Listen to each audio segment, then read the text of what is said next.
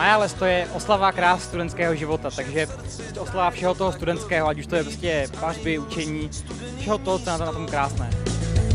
Spící sopky se probudí, byl dlouho pryč kolem a v okolí. Ako dlho ste tento projekt plánovali?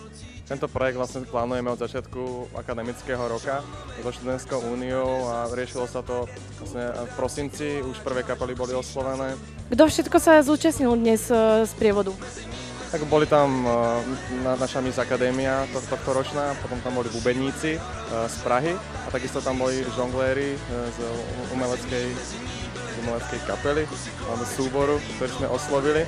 My sme veľmi radi, takisto náš partner Kiss Radio, ktorý bol na konci z prievodu a podporovala nás svojimi reproduktormi.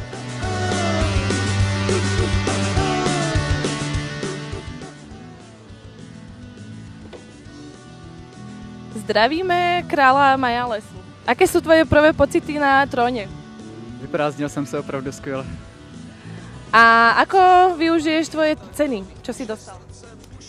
Tak co je pro mě nejzásadnější, tak je ta letenka. Vybral jsem si Paříž. Paříž romantické město a vidím to tak, že pozvu jednu milou slečnu a pojedeme spolu na romantický výlet. Čau lidi, tak jsem tady zase. Aké kapely jsme mohli dnes počuť? Ten největší tahák byla určitě Vypsaná fixa, pak Polemik a taky Lake Malawi, tedy bývalý Charlie Straight. A pak tady samozřejmě byla spousta dalších kapel a DJů, z těch DJů byl hlavní asi DJ EKG. Co to bylo? Byl tady průvod, volba krále Majalesu, já myslím, že toho bylo hodně a každý si mohl přijít na své. Už? Pre televíziu Neon Barbara Budíková.